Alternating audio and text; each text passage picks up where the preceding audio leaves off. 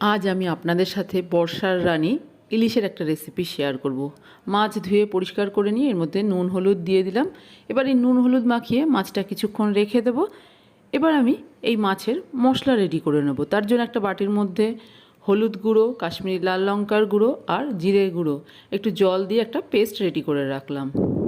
আরও একটা মশলা রেডি করব। তার জন্য মিক্সি জারের মধ্যে দিচ্ছি হলুদ সর্ষে, কালো সর্ষে, একটু নুন আর কয়েকটা কাঁচা লঙ্কা দিয়ে দিচ্ছি।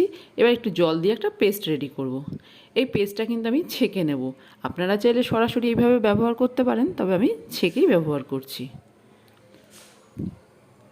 এবার আমি রান্না শুরু করার জন্য প্যানে দিয়ে দিলাম বেশ কিছুটা সর্ষের তেল। তেল গরম হয়ে গেছে। এবার এর মধ্যে আমি বেগুন দিয়ে দিলাম। বেগুন দেওয়াটা এই রান্নায় অপশনাল।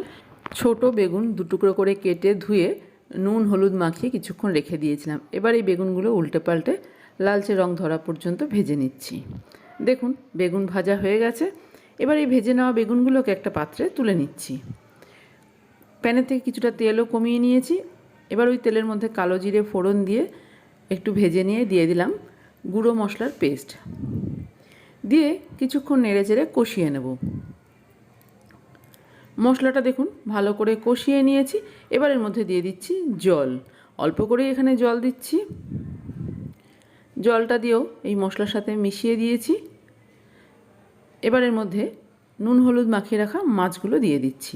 জলটা দেখুন ফুটে উঠেছে। এবার ঢাকা দিয়ে কিছুক্ষণ রান্না হতে দেব। কিছুক্ষণ ঢাকা দিয়ে রান্না করে নিয়েছি। এবার মাছগুলো একটু উল্টে দিচ্ছি। এই রান্নাটা করতে খুব অল্প সময় লাগে আর দারুণ টেস্ট হয় খেতে। দিয়ে দিলাম দুটো চেরা কাঁচা লঙ্কা আর সর্ষের যে পেস্টটা রেডি করে রেখেছিলাম সেই পেস্টটাও দিয়ে দিলাম। দিয়ে দিচ্ছি স্বাদ অনুযায়ী নুন আর ভেজে রাখা বেগুন। আরও মিনিট দুয়েক ফুটিয়ে নিলেই কিন্তু এই রান্নাটা কমপ্লিট হয়ে যাবে। সর্ষে বাটা দিয়ে খুব বেশিক্ষণ রান্না করার দরকার নেই। আবারও ঢাকা চাপা দিয়ে দিচ্ছি। মিনিট দুয়েক ঢাকা দিয়ে রেখেছিলাম। দেখুন ঢাকনাটা খুলে দেখে নিচ্ছি। ওপর থেকে একটু কাঁচা তেল ছড়িয়ে দিলাম। গ্যাসের ফ্লেমটা এই সময় আমি অফ করে দিয়েছি। আবারও ঢাকা দিয়ে কিছুক্ষণ রেখে দেবো। তেলের গন্ধটা ভালো মতো মিশে যাবে। আমার আজকের ইলিশ মাছ রান্না করা হয়ে গেছে।